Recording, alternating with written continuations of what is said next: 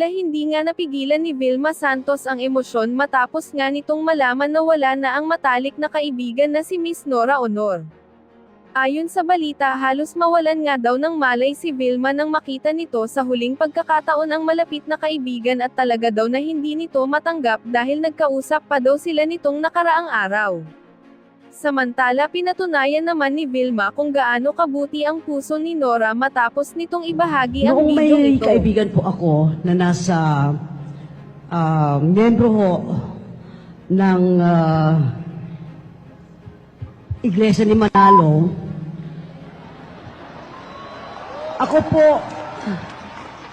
ako po ay napasama doon sa kanila at doon ko ho nakita na kapag nagpunta pala kayo doon, hiwalay ang babae sa lalaki at kailangan magkaroon kayo ng donasyon.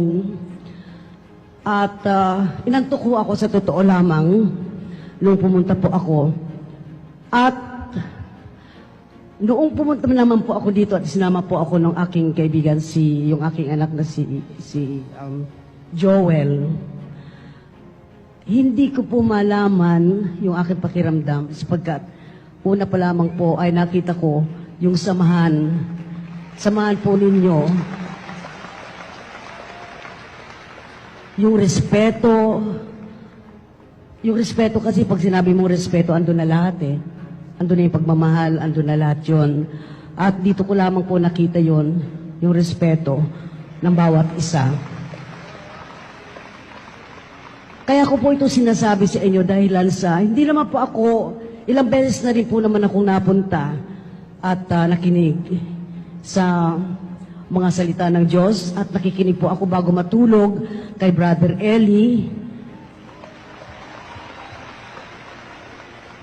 At ako po ay nakapagdesisyon.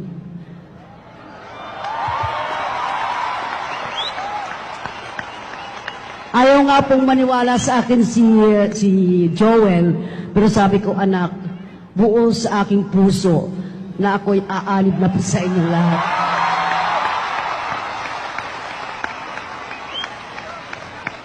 Nasa puso ko na po yun sapagkat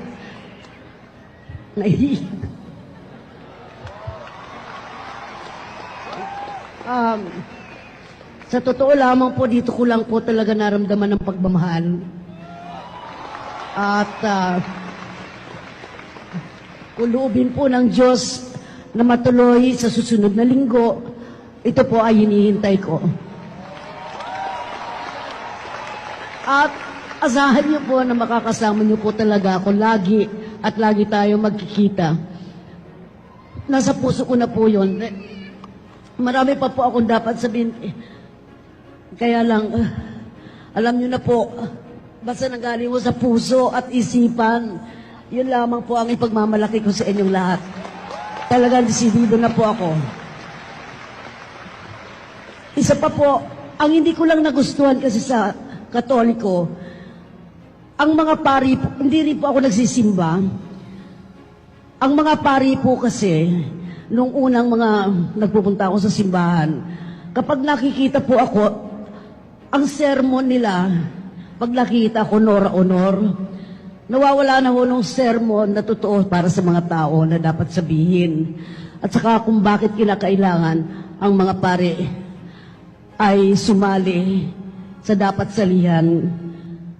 Katulad ng mga nangyayari po ngayon, hindi ko na lang po babanggitin, pero hindi ko po gusto yata yung ginagawa nila na dapat pagkasundo nila ang mga tao, pinag-aaway pa ho nila.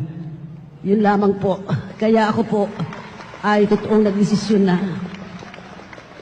nakakawala na po ako dun sa pagiging Katoliko. Maraming salamat po.